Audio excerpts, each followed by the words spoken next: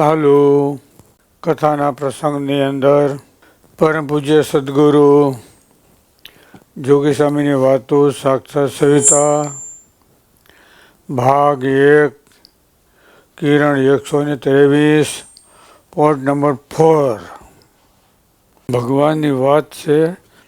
એમાં બીજાના કલ્યાણ માટે આપણા કલ્યાણ માટે કરીએ તો એ મોક્ષ સંબંધ કહેવાય. પણ આમ સિક્કો બિહાડ માટે કરો ને તો શું કહેવાય? મોહ. તો જગત. સ્વામી બાપા કહેતા એમ કે ભગવાનની વાત કરો બીજાને રાજી કરવા માટે. એના જીવમાં વાત ઉતરે તો એના જીવમાં ભગવાન પેસે, પણ દેખાવા માટે નહીં, ઉપસવા માટે નહીં. હું કંઈક સૌ એમ. સ્ત્રીની નિંદા કરવી કેવી રીતે? શ્રીજી મહારાજની આજ્ઞા છે એ પ્રમાણે. નકર પોતે કહે ને ઓલા સ્વામી બહુ વાત કરે, વિષય બહુ ખંડન કરે. શું કામે? હા, પેપટી પોતાને ફેફસી શું કહેવાય? બસ હા, બસ એ પોતાનો સિક્કો બેહારવા. જો એની વસ્તુ માયા થઈ ગઈ. એની વસ્તુ ભગવાનની પ્રસન્નતાને અર્થે કરો તો એ મોક્ષ થાય. તો નિર્ગુણ થઈ ગઈ, ઓલી થઈ ગઈ સગુણ થઈ ગઈ. એની વસ્તુ છે ને મજા.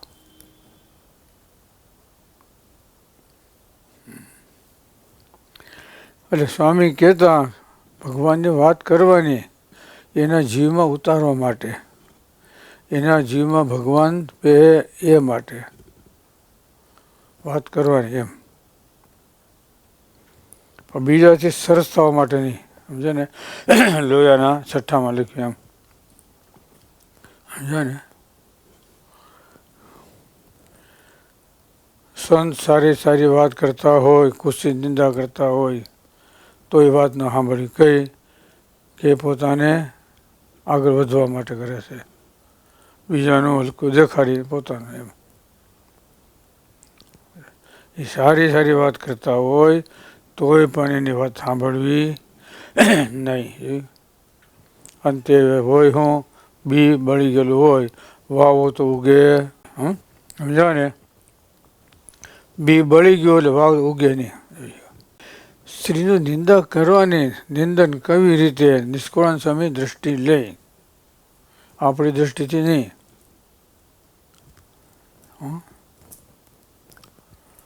પેલા સંપ્રદાયની અંદર અમુક આમાં પક્ષવાળા હોય ને, વિરોધ પક્ષવાળા, કે તમારા સંપ્રદાયની સ્ત્રીનો તિરસ્કાર છે, કે તમે એને આવકાર માન આપતા નથી, તમે આમ કરો છો, એને નોખા બિહારો છો, એની સભા નોખી કરો છો, આમ છે તેમ છે આ છે. મર્યાદા છે, તિરસ્કાર નથી. ઘરની અંદર આપણે બધા ભેગા રહેતા હોય, કુટુંબી હોય, માતા હોય, બહેન હોય, દીકરી હોય, ઘરના માણસો હોય, આ બધા હોય તો હોય મર્યાદા પ્રમાણે હોય ને. શું કીધું? પછી એક જણે સભામાં આવીને વાત કરી. પછી સ્વામીએ કીધું કે જો સાંભળો, અમે અહીંયા આવીએ તો પાણી કોણ લેવાય? બૈરા હોય. સીધું કોણ આપે? બૈરા હોય. દૂધ કોણ આપે? બૈરા હોય. સેવા બધી જ કરે છે. જો એનો તિરસ્કાર હોય તો કોઈ આપે? તમે જજો હગાને ત્યાં અને એક વાર તમે ત્યાં તિરસ્કાર કરો પછી તમે આવકાર આપે? જજો કોઈક તપાસ કરજો. ત્યાં જઈને બહાટ બોલાવવાની, પછી શું થાય જોવાનું. તિરસ્કાર નથી, મર્યાદા છે. જો એ હોય તો પાણી બેડું ના આપે ને તો લઈ જા, એમ જ કઈ ને બરબરા. અમારું એક સ્થાન છે. જો ભગવાન સાકાર પ્રત્યક્ષ ભગવાન ક્યાં છે? જ્યાં છે મર્યાદા ત્યાં ભગવાન છે. આમ નિત્યાનંદ સ્વામી કીધું, જે ઠેકાણે મર્યાદા છે ને ત્યાં ભગવાન છે. આપણે ભગવાનને કેટલા માનીએ આપણે એટલી મર્યાદા રાખી એટલા. કેટલી મર્યાદા છે નહીં. આપણે હાથ જોડીએ શું કામે? બસ એ ભગવાન મોટા છે ને આપણે ઝીણકા છે માટે એની મર્યાદા છે. એ એને મોટા એ એને સ્થિતિ છે સમજે એને સ્થિતિ. અને એ વસ્તુ કેની દ્રષ્ટિથી જોશે એમ. ખંડન છે એ મંડન થઈ જાય. એ વસ્તુ મોહ થઈ ગઈ. એ વસ્તુ માયા થઈ. પોતાને આગળ વધવા માટે વાતો કરે ને. પણ ખાલી વૈરાગ હોય ભેગું જ્ઞાન ન હોય. જ્ઞાનયુક્ત વૈરાગ હોય ને તો વાંધો ન આવે. ખાલી વૈરાગ હોય ને થાય જો એટલે માનવું પડે બરાબર છે કીધો. ઘરની અંદર બધા રહેતા હોય હવે મર્યાદા હાલ લાગે.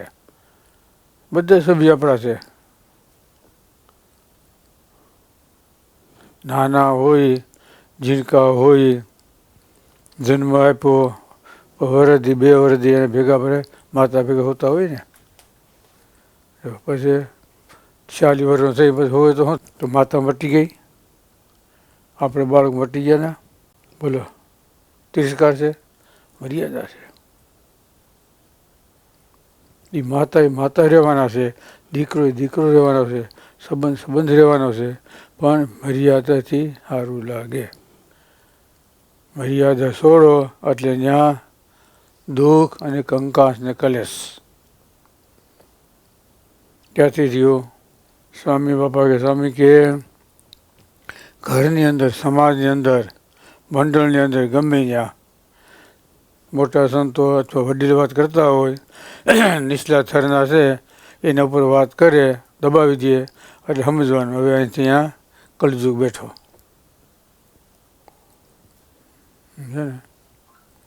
એટલે મહારાજે સારંગપુરના બીજામાં વિવેક લખ્યો ને મોટા પુરુષ યોગ વસન કહે અથવા અયોગ વસન કહે એ સમય ના પાડવી ના પાડવાની. આપણને શંકા થાય તો એને પૂછવાનું અથવા એની પાસે રહેતા હોય એને કહેવાનું આટલી વાત કરી છે આટલું થાય છે. એ પોતે સમાધાન કરે તો વડીલ પાસે જઈ એનું સમાધાન કરાવે. પણ મોટાએ કીધું અને તત્કાલ ના પાડવી નહીં. સારંગપુરનું બીજું વચનામૃત. હાસ્ય વાત હોય તો વાંધો ના આવે કદાચ ઓલી હોય કદાચ એમ તોય પણ થઈ નાની પડે નહીં થાય એમ. ઘણી વાર વચનામૃતની અંદર સ્વામી બાપા બોલ્યા હોય અને કદાચ કર્મ ભૂલાઈ ગયો હોય તો આપણે સુધારી લેવાનું. આપણે બોલવાની ભૂલાઈ જાય પછી થઈ નહીં બોલે. કદાચ ઉંમર લાયક થાય તો ભૂલાઈ જાય એવું થોડું કોઈ કહે. આપણે સુધારી લેવાનું આપણા મનમાં. મર્યાદા છે ને એટલે સાકારપણું. એટલી મર્યાદા ગઈ એટલું નિરાકાર. એટલી મર્યાદા રહે એટલું સુખ અને મર્યાદા લોપે એટલું દુઃખ. જોયું ને ભગવાનની વાત છે એમાં પણ માયા જોઈ ને કે એમાં માયા હોય બોલો છે ને એમ સિક્કો વિહારો એમ હું વક્તા છું ભાઈ આપણે ફોજ પડ્યું છે મોજ ક્યારે પડે તમે એમાં કોઈ પ્રકારની આશા નહીં રાખો તો. ઘણા એવું ને કથા કરે પછી કેમ ભાઈ મોજ આવી ને બસ મજા આવી તો હા અરે હવા ભરે તમારે જો કોઈ નહીં અરે પણ ફૂલે. એને મજા આવી હોય આપણી વાતમાં તો સામેથી કે સ્વામી બહુ સારી વાત કરી તમે ભગવાનની વાત સારી હોય બહુ એમ સામેથી કહે ને તો એના જીવમાં ઉતરી કહેવાય ને આપણે પૂછ્યું હોય કેમ પેફટી પડી ગઈ ને ચોખ્ખો મળે તો ચોખ્ખો. એટલે ભગવાન સંબંધી છે એમાં પણ માયા આવે સમજે. એટલે મહારાજ જે કરું ભગવાનની કથા કીર્તન વાર્તા ધ્યાન ભજન સ્મરણ જે કરું કોઈ પ્રકારની ફળની ઈચ્છા નહીં કેવળ ભગવાનની પ્રસન્નતાને માટે નિષ્કામ ભાવથી. છેલ્લા પ્રકરણનું 25નું વચનામૃત. કથા કીર્તન વાર્તા ધ્યાન ભજન જે કરો એ જે કરો ભગવાન સમજી, કોઈ પ્રકારની ફળની ઈચ્છા નહીં, તે કોઈ પ્રકારનો માભો ફેસ ટીપાડવા માટે નહીં. સિક્કો પાડી દે ને એમની. ગ્રાહકને સંતોષ એ આપણો નફો. શું સ્વામી એમ કહેતા, સ્વામી કે ગામડામાં ફરવા જાય પછી નીકળવાના થાય અને હરિભગત કે સ્વામી પાસે વહેલા વહેલા આવજો એમ કે ને તો આપણી આબરૂ કહેવાય. વાહ, સ્વામી પાછા કહીને ત્યારે આવજો એટલે સમજી જવાનું. હા, એટલે સમજી જવાનું. ઓલું હોય ને સંતોષ થયો ને એને, આનંદ થયો ને એને, હા તો એમ થાય. એટલે ખોટી વાતમાં તો માયા છે, હાસ્યમાં હતી છે, સમજે ને. દરેક ઠેકાણે વાસ કરી રહી છે માયા છે ને એમ દરેકમાં. જો નિષ્કુળાનંદ સ્વામી લખીએ ને ગુણીમાં ગુણી રૂપે છે ને, તપસ્વીમાં, ધ્યાનીમાં, જો જ્ઞાનીમાં તો માને હોય. ઘણા હોય ને હરિભક્તો બીજા ત્રીજા હોય કે ભાઈ એને બહુ સારું જ્ઞાન, જ્ઞાન ન કહેવાય એને સરસ્વતી કહેવાય. કીર્તન કે બીજ બહુ આવડતા હોય ને, ઘણા ઘણા પ્રવચન બોલે બોલતા બોલી શકતા ખૂટે નહીં, એ જ્ઞાન ન કહેવાય. એ શું કહેવાય? હા બસ, વિદ્યા સરસ્વતી કહેવાય, જ્ઞાન નહીં. જ્ઞાન જ્યાં જેનું પ્રધાનપણું, કઈ વસ્તુ ક્યાં કેમ ફિટ કરવી એનું કહેવાય. અને એને ભેગું શું જોઈએ? વિજ્ઞાન. તો તમારી વાત ઉપસી આવે. જ્ઞાન ભેગું વિજ્ઞાન હોય ને. ભગવાન છે ભગવાન છે એમ બધા કહે, પણ ભગવાનને સાકાર કરી બતાવવા એ વિજ્ઞાન કહેવાય. ભગવાનને બધે માને બધે કહેવાના છે નથી એમ નહીં.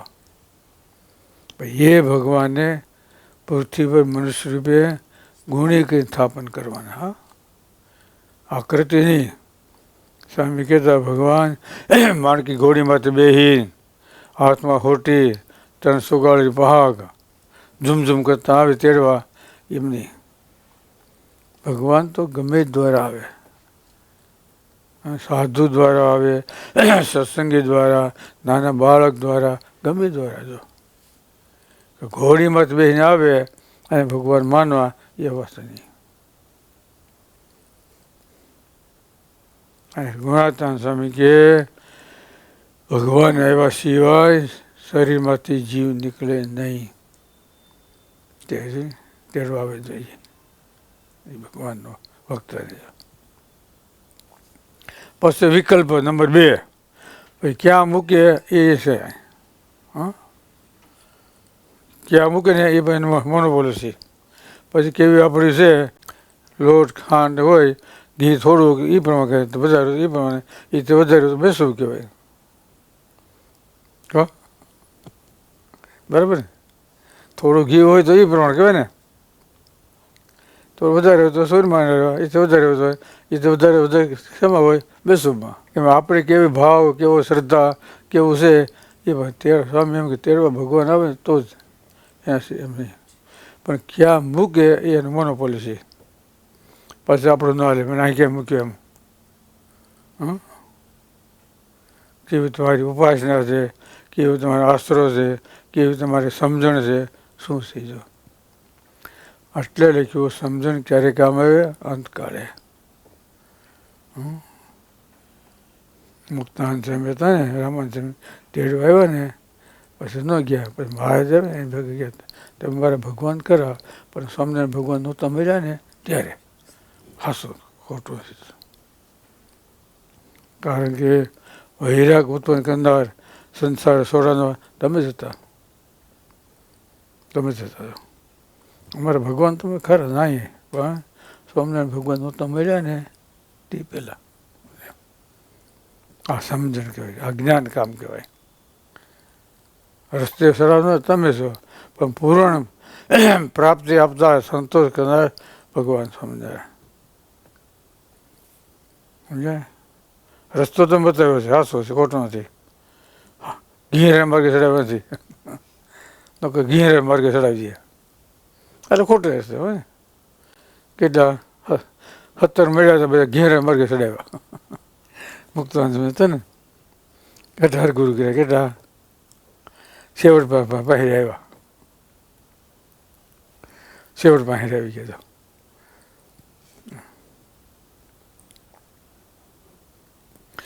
એટલે ભગવાન આવ્યા સિવાય શરીર છૂટે નહીં, જીવ નીકળે નહીં, પણ ક્યાં ભગવાન મૂકે એ પછી એને એ પ્રમાણે શુદ્ધ ઉપાસના હોય, શુદ્ધ આજ્ઞા, શુદ્ધ નિષ્ઠા હોય તો એ પ્રમાણે થાય. સોનું છે ચાંદી, એમાં બધું રંગ જોડે ને. ચાંદીમાં હીરો જડે તો એ પણ કિંમત થાય. એ હીરો સોનામાં ઘડે તો વધે ને.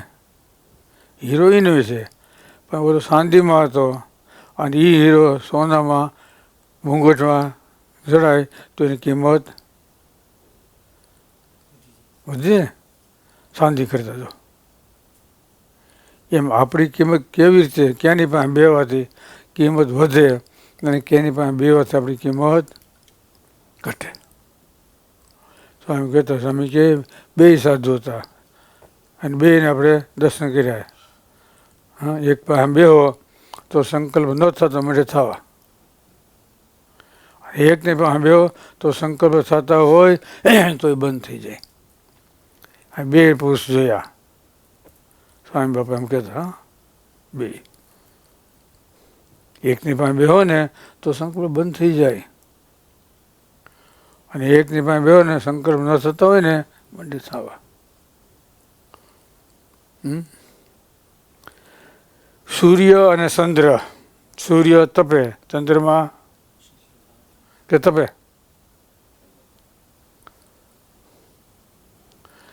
ચંદ્ર છે પ્રકાશ છે, તપે નહીં. ઓર આપોદ આનંદ. ચંદ્રમાં છે ને એ શું કરે? પ્રકાશ કરે પણ તપે નહીં. તારે સૂર્યનારાયણ બસ પ્રકાશ કરે અને પાછો તપે. ચંદ્રમાં બરાબર ને, પ્રકાશ કરે ને રાતનો જો, પણ તપે નહીં. પ્રકાશ છે, તપે નહીં. ઓર ઉપજાવત આનંદ. આ નામ કહેવાય ચંદ્રમાં.